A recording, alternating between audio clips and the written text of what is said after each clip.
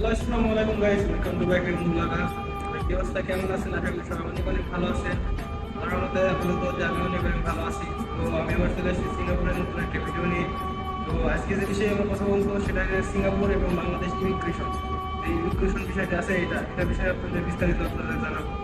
তো বাংলাদেশের ইমিগ্রেশন এবং সিঙ্গাপুরের ইমিগ্রেশন এটা দুটোই আলাদা, এটা দুটোর পার্থক্য আছে।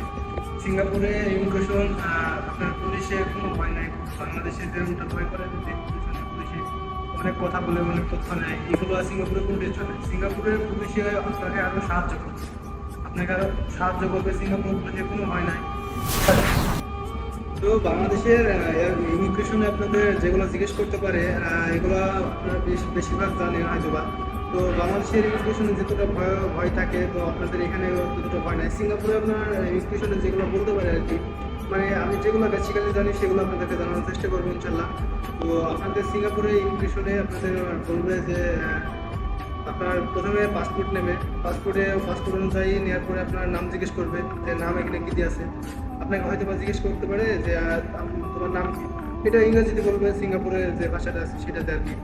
তো আপনার তখন নাম জিজ্ঞেস করবে, তখন আপনি বলবেন যে অমুক নাম। যেমন আমার ক্যামেরাম্যান আছে সজীব বিশ্বাস।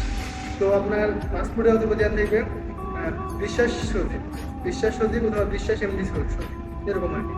তো আইপিতেও সেম দেওয়া থাকবে এরকমই। তো তারপরে আপনাকে জিজ্ঞেস করতে পারে যে ডেট অফ বার্থ, আপনার বয়স কত, এটা জিজ্ঞেস করবো। তো আপনার বয়সটা আপনি সঠিক বলুন। সিঙ্গাপুরে কোনো কিছু আপনার মোবাইলের প্রয়োজনই নাই।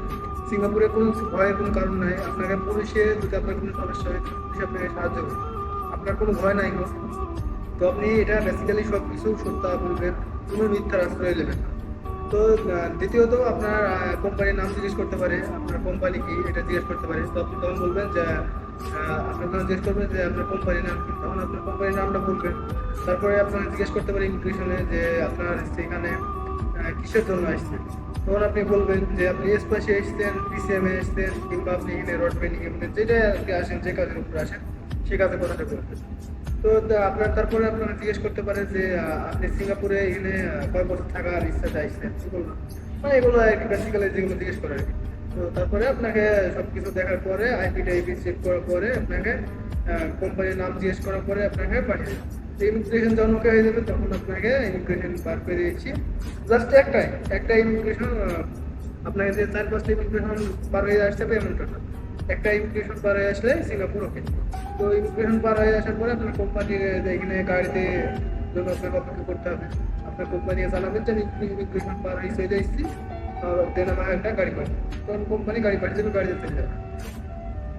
তো তারপরে আপনি যা করবেন, আপনাকে হয়তো বা কোম্পানির বস বলতে পারে যে আপনি এখানে অপেক্ষা করেন কিছুক্ষণ। তো তারপরে আপনার গাড়ি আসবে, তখন কোম্পানি গাড়িতে চলে যাবে।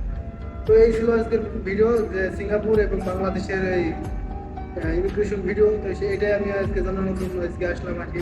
যে বেসিক্যালি বাংলাদেশের ভাইরা বলে যে ইমিগ্রেশন জিনিসটা কি, সিঙ্গাপুর ইমিগ্রেশন কিরকম হবে এবং বাংলাদেশের ইমিগ্রেশন কেমন হবে। তো বাংলাদেশের ইমিগ্রেশনে যতটা ভয়, সিঙ্গাপুরে কোনো ভয় নাই। আমি বলবো কোনো ভয় নাই। নিজেকে নার্ভাস কি জিনিস সেটা সিঙ্গাপুরে বুঝতে দেবেন না, নিজে ওকে, নিজের কোনো ভয় নাই।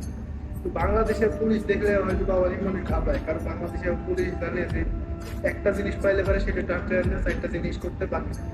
তো এই জন্যে বাংলাদেশের পুলিশ দেখে অনেক মনে ঘাবড়ায়। তো আপনি যখন সিঙ্গাপুরে আসবেন তখন এই বেসিক্যালি এগুলো জিজ্ঞেস করতে পারেন। তো আমি আজকের মতো ভিডিও এখানে শেষ করবো। তো যাওয়ার আগে একটা জিনিস বলবো যে আমার এই যে ফেসবুক পেজটি আছে, এই ফেসবুক পেজটি অনেক ডাউন হয়ে গেছিল আগে। তো আমাকে এখন একটা ফেসবুক মিশন দিয়েছে, যে মিশনটা আছে এখান থেকে আমাকে এই মাসের মধ্যে আমাকে 10টা ফলোয়ার জোগাড় করতে হবে। দেন এর মধ্যে আমার কিছু ফলোয়ার জোগাড় হয়ে যায়। তো আপনারা যারা ভিডিওটা দেখেন অবশ্যই করে একটু ফলো দিয়ে আমাকে একটু সহযোগিতা করবেন। আমি সিঙ্গাপুরের বিষয়ে আরও অনেক কিছু জানাতে পারতাম।